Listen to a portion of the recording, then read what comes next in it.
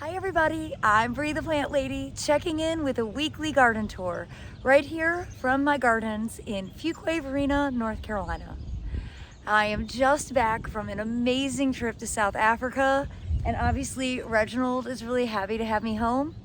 I haven't walked the gardens at all, so I thought that this tour this morning would be special for all of us. So let me turn the camera around and show you what everything is doing now that we are in the month of March in 2024. Well, you can see the kitties are excited to have me home, and I'm thrilled that the daffodil show is still going. I kind of thought this would be over by the time I returned. It's so cheerful. I can't wait to make flower arrangements and just fill the house. I think it's been super mild while I've been gone, and really the garden has jumped. I definitely have some work to do here in the main cottage garden border, and the thing that I was afraid of happening with these Christmas lights kind of getting swallowed by the plants is actively happening. So I'm gonna hopefully have the energy to go ahead and undo this installation and then really evaluate what I can do to reduce some of the bachelor buttons. I'm really disappointed that there isn't a better mix of all the different cottage garden things, and that's on me. I should have thinned this a few weeks ago. I should have removed more bachelor buttons, and I didn't. However, I've got a good stand of poppies on this end, although a lot of vetch, so quite a bit of weeding to do. And I'm definitely pleased to see that larkspur is mixed in. It's just not as integrated as I was really hoping for.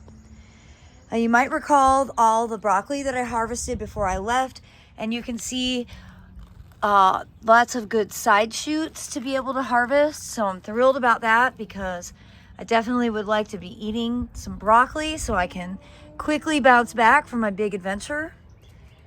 But overall, I've got to say, great ground plane coverage, just not enough diversity in this bed. But every year is different, and it'll still be a beautiful display. On the other side, you can see the Edgeworthia Chrysantha Snow Cream is in full bloom, and it's actually just about finished, but it still has this amazing fragrance. It's so wonderful. And then I wanted to show you, here are some heat-tolerant primula that we used to breed at Camellia Forest. Dr. Parks was really trying to make primulas have better tolerance for southeastern conditions. And well, here's some remnants. They've been in the ground 13 years, and it's so nice to see them in full bloom. And I've got some weeding to do. Here's my nemesis, the cleaver or the Velcro weed. Yeah, I've got to spend some time getting that up. You can see it's all here.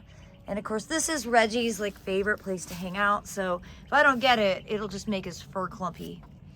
You can see that mangave that I planted definitely did not make it through the winter. Need to get that cut out. And of course, do some weeding because you can see the vetch has really jumped. With longer days and warmer temperatures, it'll be going to seed soon, won't it? Well, the wave bed, I have to say, has really filled in well since I've been gone. And nice diversity here. Lots of Papaver somniferum, lots of lupins. We've got California poppies. We have oats. We have clumps of other grains. All 4 grains are represented. I just can't at this moment remember which section was which. And of course, some weeds. Here's lamium. And I think we've gotten some rain while I was gone, so the ground is nice and loose and moist. I'm thrilled to see how much better this looks, and I'm actually tempted to put out some fertilizer to really see it jump. I need to look at the forecast before I do that. Great to see larkspur here, California poppy, lupins, and then lots of the giant poppies through the middle. It's amazing how I thought this bed was kind of a failure, and it's not at all. I think this is going to be really remarkable for the spring open garden, which is set for Saturday, May 11th from noon to 4 p.m.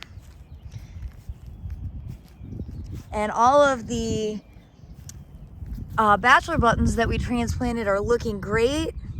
This patch hasn't been eaten versus this one next to it. The deer have been coming through and nibbling, but I'm thrilled that I don't see any of the clumps that we transplanted looking bad. I think Aiden kept everything watered in my absence. Well, I'm definitely gonna call this a success story compared to what it looked like before I left to now. Well, the Prunus subhortilla variety Autumnalis rosea is finally in bloom. Usually this blooms earlier in the season, but this year it held off and it's just looking fantastic. Beautiful pink flowers, a nice sweet but very light fragrance. Great to bring inside for arrangements. It really feels like spring. The time changes this weekend and we are really counting down the days until the spring equinox. Well, it's really funny how the Lychnis has like populated the lawn, or actually, I'm sorry, this is Silene coronarium now. Used to be Lychnis coronarium. But you see there's some in the beds, but mostly it's seated on the edge or in the turf. It's kind of interesting. And the pycnanthemum that we transplanted in here is really starting to fill in the gaps. Of course, there's still vetch up here, but this is a bed that I really don't try and micromanage. I'm just trying to have perennial ground plane coverage, primarily with natives. And over onto this side, you can see the phlox. This is Phlox paniculata bright eyes.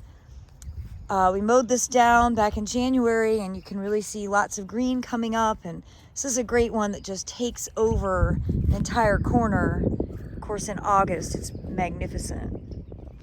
Well, there's no doubt it is definitely prunus season.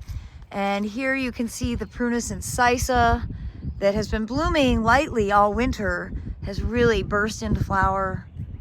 It's such a cheerful thing to see. Oh my gosh, you guys. The redbuds and magnolias are starting to bloom. Oh, and so is royal velvet and jacks. Oh my gosh. This is such an exciting thing to come home to. All right, let's start with the redbud. This is Cercis chinensis Don Egoff. This is the Chinese redbud. And what's really unique about it is how it flowers all along the trunks.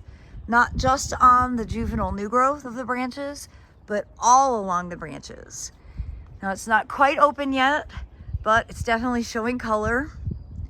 And of course you see here is a magnolia, and I'm a little too jet lagged to remember which one it is, so I'll leave it at that. And Camellia japonica Jax has really burst into flower, and this is such a magnificent bloom. These amazing formal double pink flowers. Though the plant is suffering a bit, floral display will never ever disappoint. Underneath you can see about 1 million hellebore flowers that need to be plucked to make floating arrangements to eliminate seed set. Some different colors through here. And I'm so thrilled that it's officially royal velvet season. This is one of my favorite camellias with bright red semi-double blooms that are just magnificent. All right, walking into the backyard. Well, the arugula looks amazing. Flowering. It's such a beautiful plant. Of course, you can still eat the foliage because, you know, arugula is spicy whether it's blooming or not. And I can't believe how much this phlox has grown in this really warm southwestern exposure. Unfortunately, the tower garden doesn't look like it's doing very well. That's a subject for another day. Now these cottage gardens are really looking great. Lots of diversity here. We have a lot of the Reese poppies or the corn poppy, bachelor buttons, California poppy. Let's see, lots of lupins. I see larkspur. Really pleased with how this is looking. You can see here's a good difference between the corn poppy, the bread seed poppy, and then California poppy right there with a really silvery fine foliage. The fava beans are all starting to bloom, and they just have the coolest flowers that are like little Dalmatians. These haven't quite opened yet. On the other side, I think this is the bed that's gonna look the most amazing. So there's the most diversity here. So we have bachelor button, mustard, kale. This is a corn poppy here. This is a bread seed poppy here. That right there is Nigella. Lean in farther. We have larkspur, California poppies.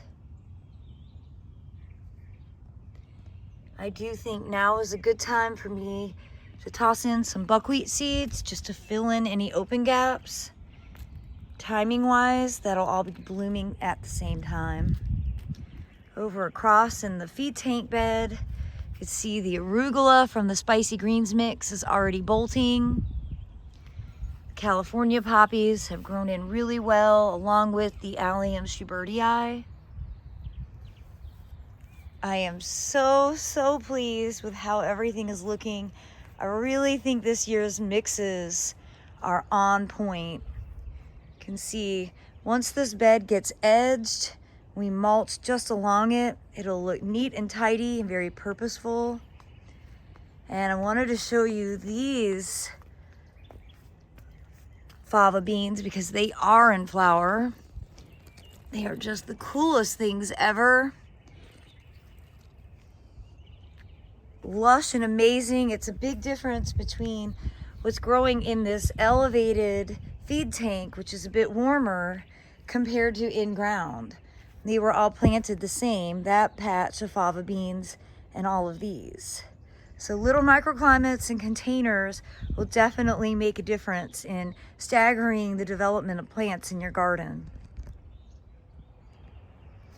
Well, the deer seem to continue to do a lot of damage to the camellias. I think I'm gonna go ahead and have to actually bend some cattle fence that goes just specifically around the camellia to keep adapting my philosophy and application. This bed, this is gonna be the mostly blue bed because this is predominantly larkspur and nigella and bachelor buttons. Didn't get a lot of poppies set in here, but there are a good handful kind of back in that corner, a few up here. They've got, you know, good space to really be able to grow out. You can see, again, the Edgeworthia is in full bloom. And of course, all of those hellebores looking beautiful. Those are all nice double forms. And I'm very excited to show you that Arnold Promise Witch Hazel is really starting to show off. And oh, the scent is absolutely magnificent.